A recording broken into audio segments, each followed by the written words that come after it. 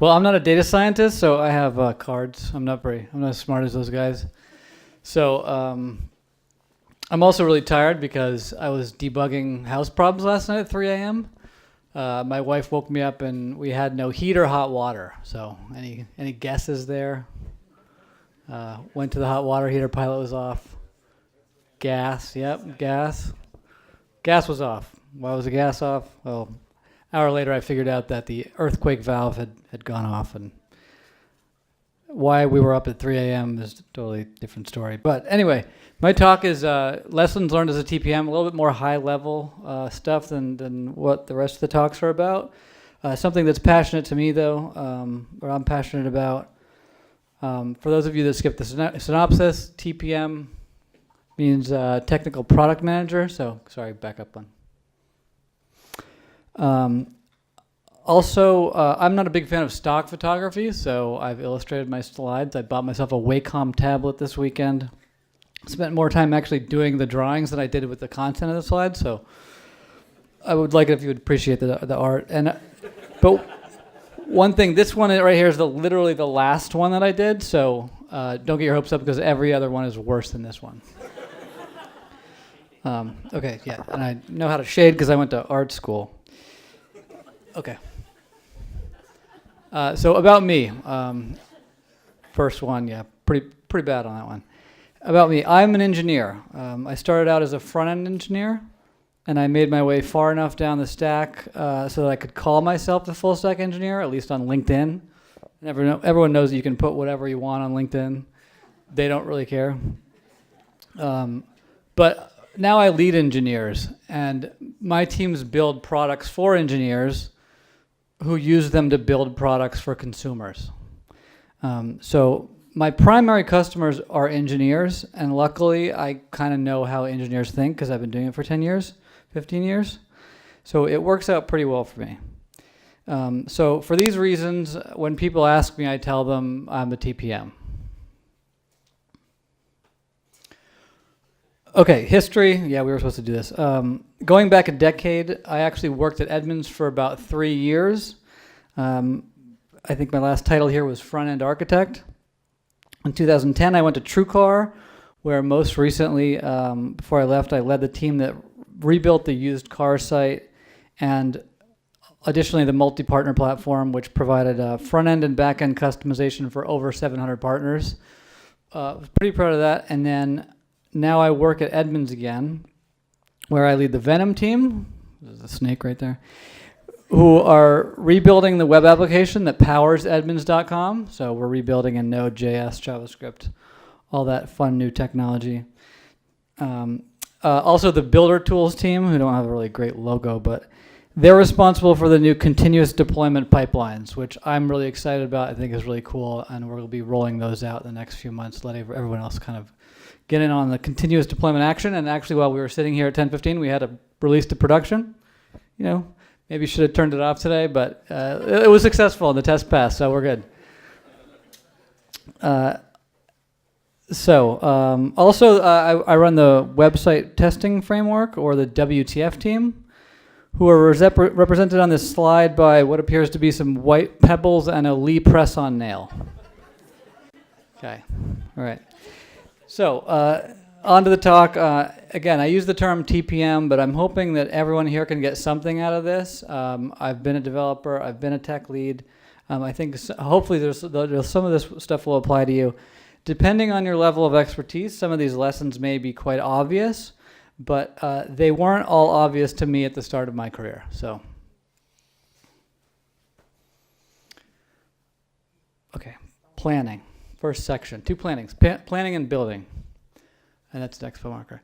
Okay, so this is a fun quote from Roy Carlson. The sooner you start to code, the longer the program will take. So planning is a necessary evil. And you can kind of make it fun sometimes, I guess. All right, so my first lesson, I guess, start small, because small teams are more efficient. You have fewer cooks in the kitchen, which which leads to less holy wars about what kind of stuffing to put in the bird. Do you want cornbread stuffing? Some people like white bread stuffing. Or you go stovetop stuffing.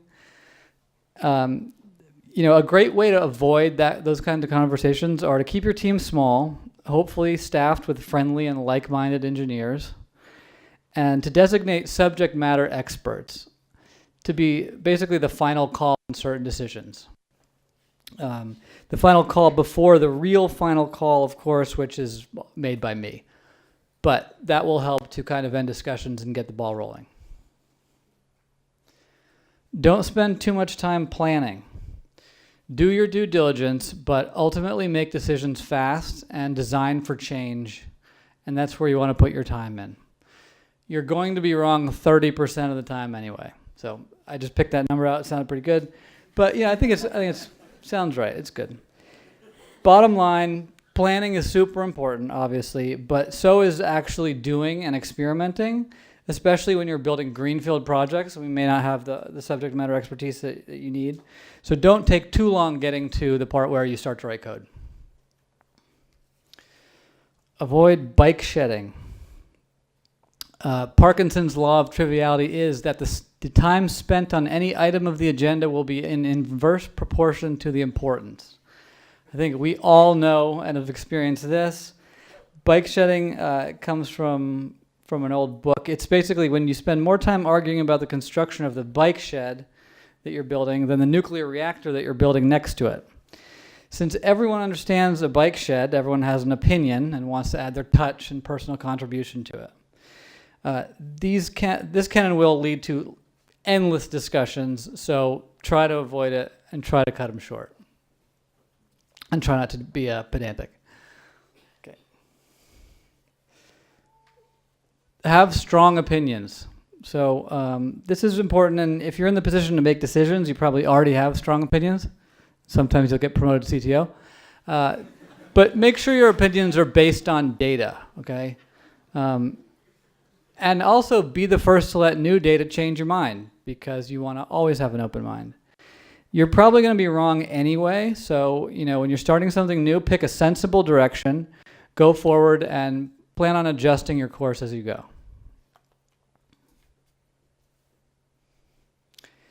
Another one, don't be afraid of radical change, but it doesn't hurt to have a backup plan. We just switched our entire stack from Java, or web application stack from Java to Node.js, pretty big change. The cost incurred with changing technology is worth it, though, if you're doing it for the right reasons. So there are right and wrong reasons. Try to do it for the right reasons. Some of the right reasons in our case include staying relevant, keeping developers engaged, and attracting talent. So those are all good things. Good for the company, good for the team, good for the product.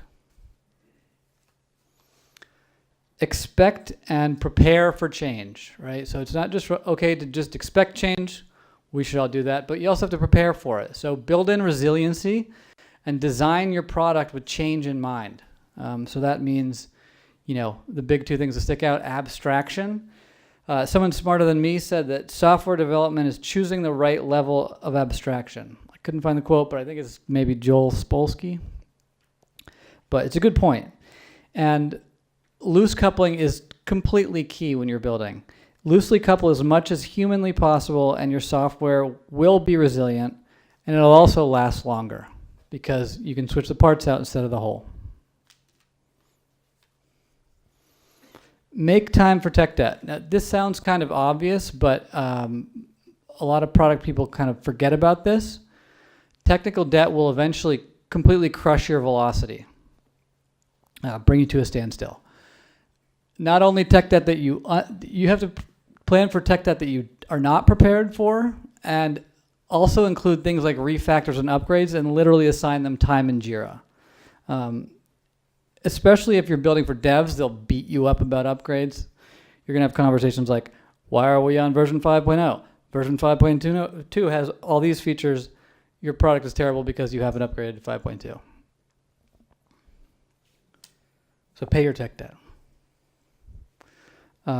Okay, MVP. I'm sure you've all heard the term. It stands for minimum viable product. So Reid Hoffman, who's the founder of LinkedIn, this quote was probably about PayPal, but it basically said, if you are not embarrassed by the first version of your product, you've launched too late, which means you probably spent too much time Bikeshedding, too much time in the planning process.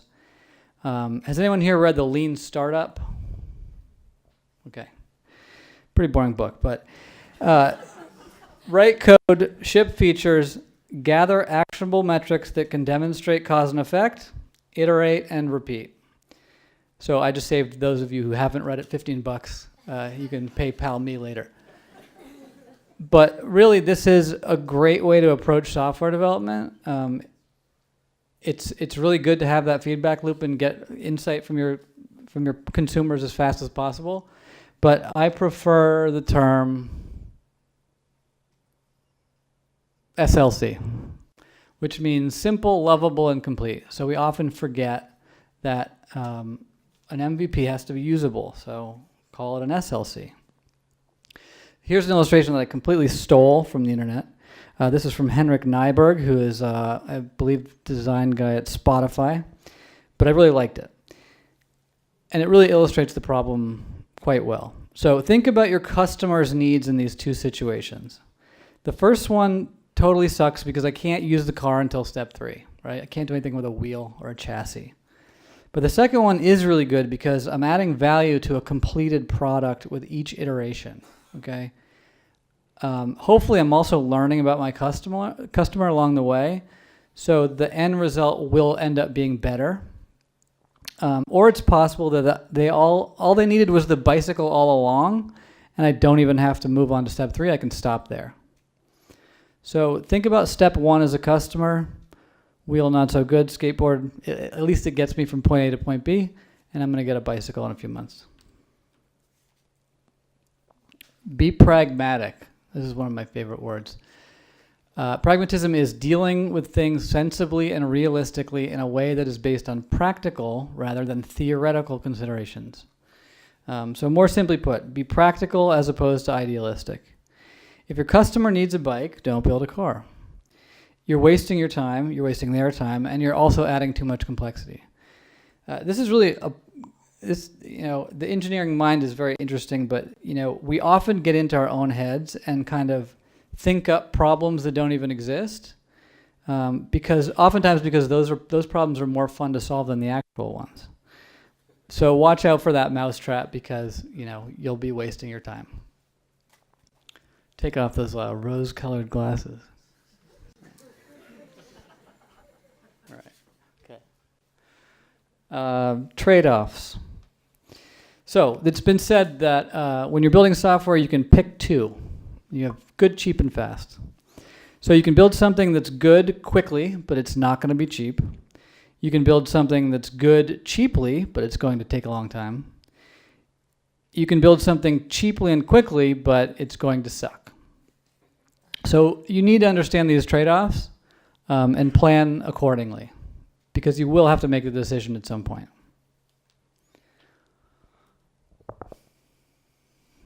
Bake off. Okay, this is a fun thing to do. So this is a good way of letting facts aside and eliminating team or individual bias. If you're stuck between 2 or more potential technical solutions, hold a bake-off. So that basically means building a small-scale solution and letting the results pick, right? Taking yourself kind of out of the equation. This is great for settling arguments about technology and eliminating bias from the selection process.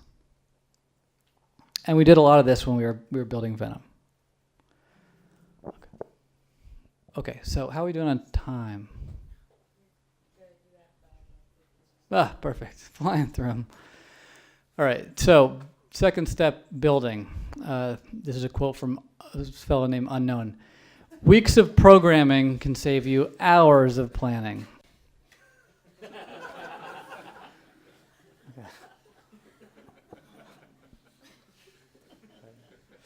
All right, I'm sure you've all heard the phrase, keep it simple or keep it simple, stupid. But complexity is basically very expensive and often unnecessary. Try to solve your problems in the simplest way possible. And remember that every line of code that you write comes with 2 costs. There's the cost to develop it, and there's the cost to maintain it. And then a brilliant guy said something, I'm like, when you are writing software, the delete key is your best friend. Which is true, because the more you can delete, the less you have to maintain, and the easier it is to learn. So try to keep it simple. This is a fun one. YAGNI. You aren't or ain't going to need it.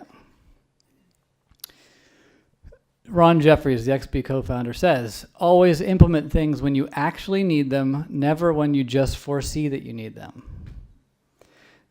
So if you try and sit down and build everything you think you'll ever need, you will A, never ship code or product, and B, you'll waste a whole lot of dev time on unnecessary features that no one even wanted. Build it when you need it, never earlier, and better yet, use open source so you don't have to build it. But that's another slide. So this thing right here, I built this once. It turned out that all they needed was those top 2 buttons, so I wasted my time on everything else, and I got fired.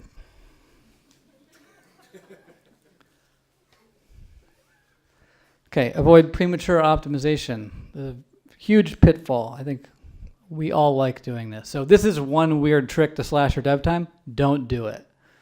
What you can do is benchmark, because benchmarking will help you quantify and prioritize your changes later after you're done with the big stuff. So just say no to premature optimization. I'm sure you have better things to do.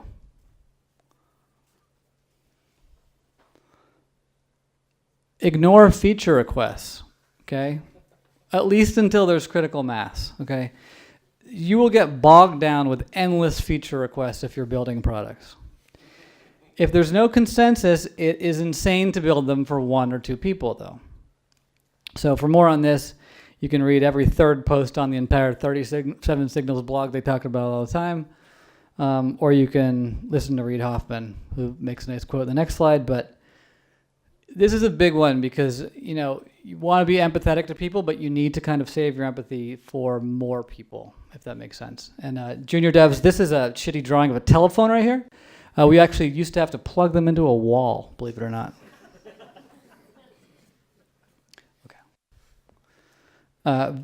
Very similarly, along the same lines, let fires burn.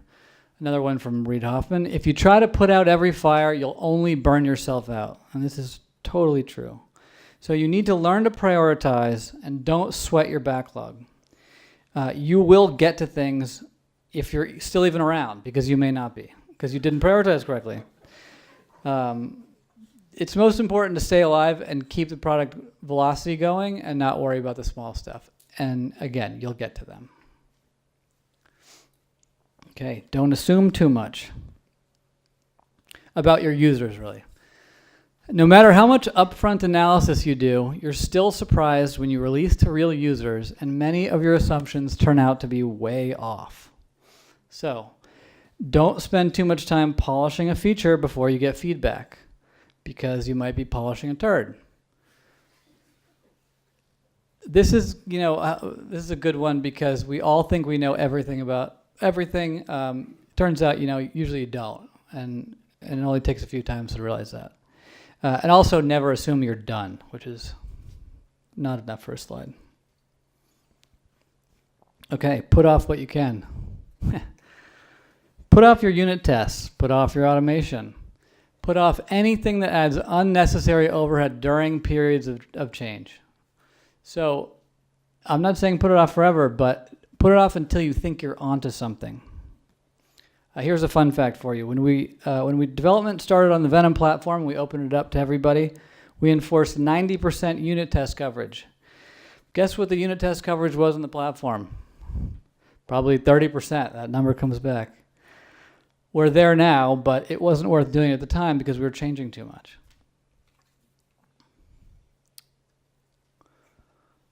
Backlog everything you skip. You will forget, at least if you're me, and it will come back to bite you. So Jira is your friend there. Plus, if some fault-finding developer calls you out on something you forgot, you can point them to Jira and say, look, there's a date I didn't forget about. I just haven't done it yet.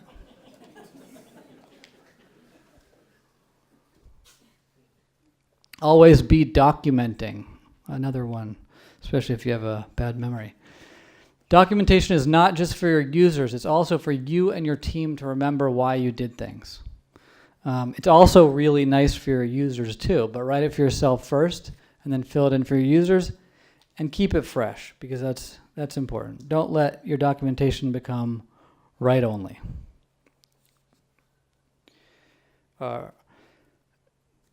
Next one.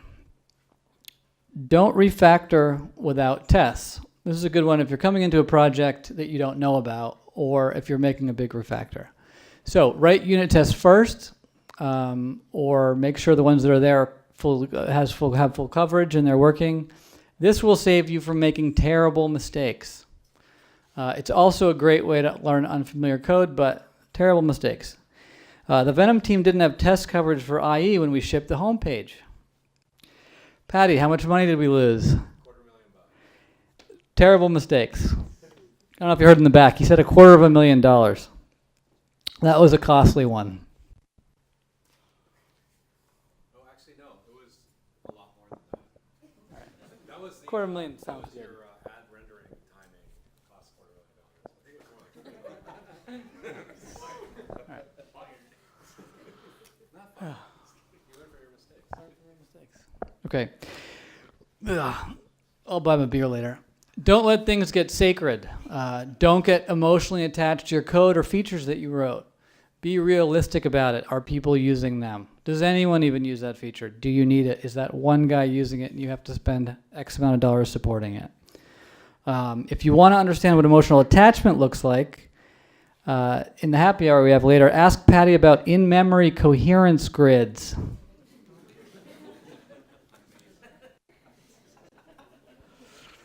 This is a good one. Eat your own dog food. So when you're building products, you need to have empathy for your users, which means you need to use your product so that you can understand how it sucks, because it probably does. It's probably great too, but you need to figure out the pain points. And if it's not practical to actually use it, then you can use a design trick and use personas and tasks to test it. So give yourself things that a user would do and force yourself to go through the process. When we built Venom, we wrote and we rewrote the homepage on our platform to make sure that we had something that met developers' needs. Luckily, we also had some front-end experience, and we, had the wherewithal to understand it. But it was super helpful to do that. Otherwise, you need to get feedback from outside. Have some skin in the game. So make promises to your boss. Create deadlines for yourself and pace yourself somewhat aggressively. Basically create some pressure, focus on some ship dates and get something out the door. Ties back kind of the MVP process, but if you don't set deadlines for yourself, you're going to stay in planning and building forever. All right. Define your code standards early. So this helps with a lot of things, especially refactoring, which you need to design for because you're going to be doing a lot of it. It's okay to skip unit tests, but I would not skip out on code quality because it's pretty cheap to do that. This also helps you be agile. It helps you to jump around in the code base, and when you have a small team working on a lot of things, it really helps. There's nothing worse than opening up a file and seeing 5 different types of coding styles in it. Also, this is really not fun to do later, so get it done early. So just don't get yourself in the position. And if you want to see some fireworks during happy hour, find a bunch of JavaScript developers, get them together, and ask them how they feel about semicolons. This is one of my favorites. Don't build anything you don't need to. So I should have probably bolded this, but use open source software. Software developers have a tendency to reinvent the wheel. We all do it. I've done it. I still do it.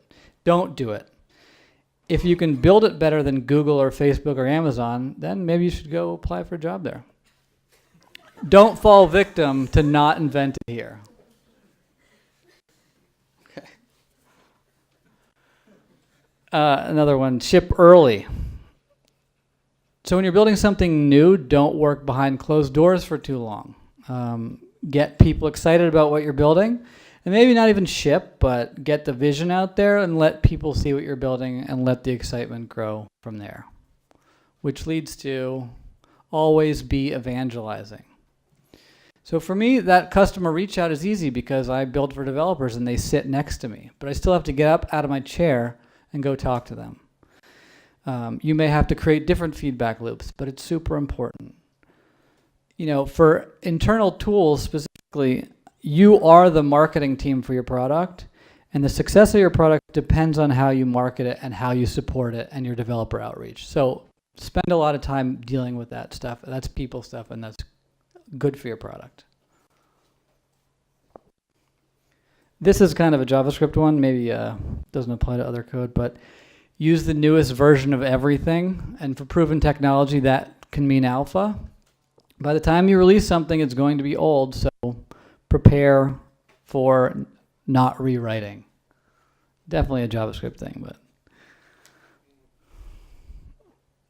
depends on the time frame. Okay.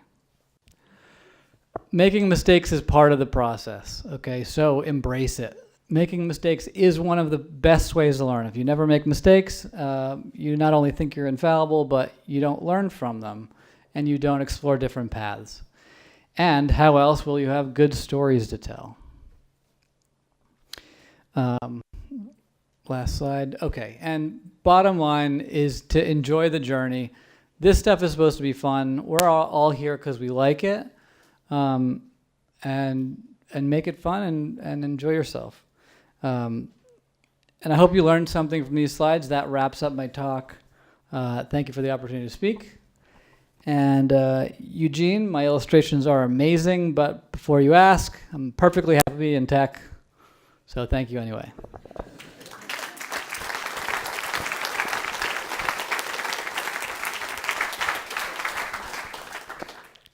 Anyone have any questions?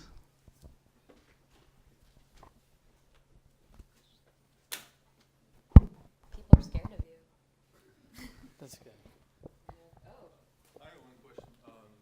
What's your maybe personal comment on how you would balance the YAGNI and anticipating change? Because anticipating change requires sometimes some infrastructure that you might not ever need.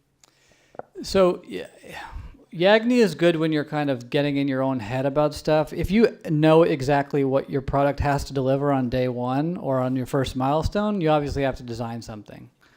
So, don't take it at perfectly face value, but just try to stay within the lines you've drawn for yourself and not veer too far out. Try not to build a connector for every single thing when you know you're only going to use one specific technology, for example. And the second part was... So the anticipation of change and build for change. That brings Yeah, build for change. code which violates YAGNI. When I said build for change, I mean build features and build things that you're going to need, but build them in a loosely coupled way so that you can swap them out later, or so that you can delete them later, or so that you can change your mind later. So basically these two do not contradict. Everything here conflicts, basically, so don't look at it as a whole. Kind of look at it as a single, and then your mileage may vary.